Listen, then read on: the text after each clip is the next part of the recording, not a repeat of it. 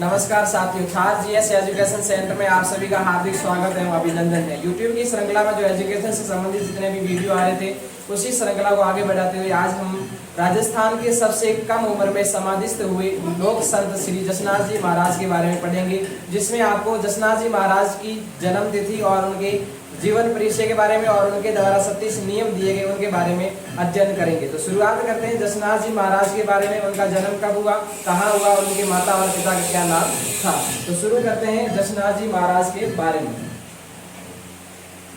जसनाथ जी महाराज लोक संत जसनाथ जी महाराज जो 24 वर्ष की उम्र में समाधिस्थ हुए, राजस्थान के एकमात्र संत जो सबसे कम उम्र में शहीद हुए थे या समाधिस्थ हुए थे, उनका नाम जसनाथ जी था। जसनाथ जी महाराज का जन्म 1482 ईस्वी में कार्तिक शुद्ध 11 को यानी कार्तिक शुक्ल पक्ष की 11 को कत्रियासर नामक स्थान पर, जो कि अपने राजस्थान के बीकानेर में पड़ता है, और वहां पर रूपादे और हमीर जी जानी के घर, इनके पिता का नाम हमीर जी जानी, जो कि जाट जाति से संबंधित नहीं, हमीर जी जानी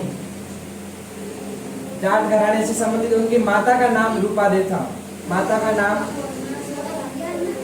था। और ये जसनाथ जी है, वो कहते हैं कि इन्होंने अवतार लिया था और जसनाथ जी आपके रूपादे और हमीर जी जानी के पोष्य पुत्र माने जाते हैं, यानी इनसे जन्म नहीं लिया था। और एक बार हमीर जी जानी को रात में सोते हुए सपना आया कि इनके उत्तर दिशा में, यानी कि इनके घर के उत्तर दिशा में एक जो बच्चा है वो नाग और बाघ के साथ में खेल रहा है। सुबह हमीर जी जानी उनको लेने चले गए थे, तब हुआ एक छोटा सा बालक उनको उठा के घर लेके आ गए और इनका नाम बसवन के रूप में जसवंत दे दिया था। तो बसवन का नाम इनका जसवंत हो गया था।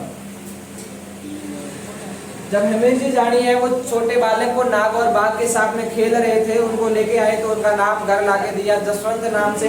और जसवंत नाम इनके घर रहे थे, यानी हमीर जी जानी और रूपादे के घर 12 वर्ष रहे। उसके बाद में भागथली नामक स्थान पर यशोनाथ पुराण के अनुसार, यानी यशोनाथ पुराण के अनुसार इन्होंने 12 साल की उम्र में गुरु गोरखनाथ से दीक्षा ली थी। गुरु गोरखनाथ से दीक्षा प्राप्त करी थी 12 साल की उम्र में। और यशोनाथ के पुराण से देती है, प्रमाण देती है। और इन्होंने 12 वर्ष की उम्र में घर त्याग किया था, घर छोड़ दिया था और भागथली कत्रियासर नामक स्थान पर, बीकानेर के जो कत्रियासर, भागथली और गोरखमालिया, यहाँ पर इन्होंने गुरु गोरखनाथ से दीक्षा ली और यहाँ पर रहते हुए इन्होंने तपस्या की थी। और 12 साल तक, अगले 12 सालों तक इन्होंने 36 नियमों के माध्यम से जनता को उपदेश दिए, लोगों को प्रोत्साहित किया। और उन्होंने प्रकृति संरक्षण और इनके जो पवित्र वृक्ष माने जाते हैं, तो इनका पवित्र वृक्ष है वो जाल वृक्ष माना जाता है। और जाल वृक्ष और मोरपंख इनका पवित्र माना जाता है। मोरपंख ये भी पवित्र माना जाता है। और 1500 ईस्वी में जाम्बोजी और जसनाथ जी आपस में मिले थे। और उसके बाद में बात करें तो इन्होंने गुरु नाम, जो कि आपके सिकंदर लोधी ने 500 दी थी, जसनाथ जी ने जो जमीन दी थी वो उसका उल्लेख भी यशोनाथ पुराण में मिलता है। उसके बाद में जसनाथ ईस्वी में मिले थे। और इनके जो और जसनाथ जी के आशीर्वाद से ही जसनाथ जी ने बीकानेर के शासक लूणकरण को गति प्राप्ति हेतु तो आशीर्वाद दिया था। इस कारण लूणकरण शासक भी बना था बीकानेर।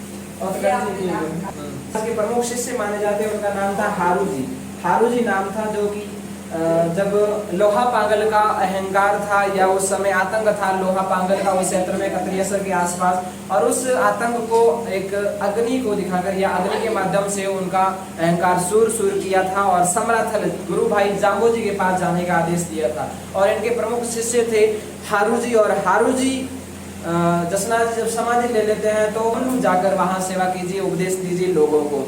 उसके बाद में जो इनके आतंक साया हुआ था लोहा पांगल का। और लोहा पांगल के अहंकार को सूर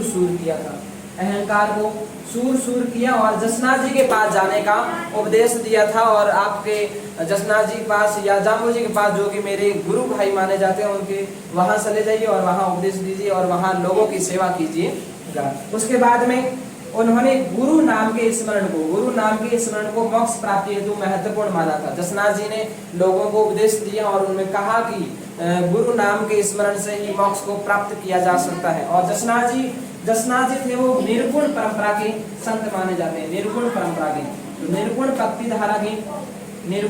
धारा के संत माने जाते हैं। और उनके प्रमुख मेले भरते हैं, वो साल में 3 बार मेले भरते हैं, जिसमें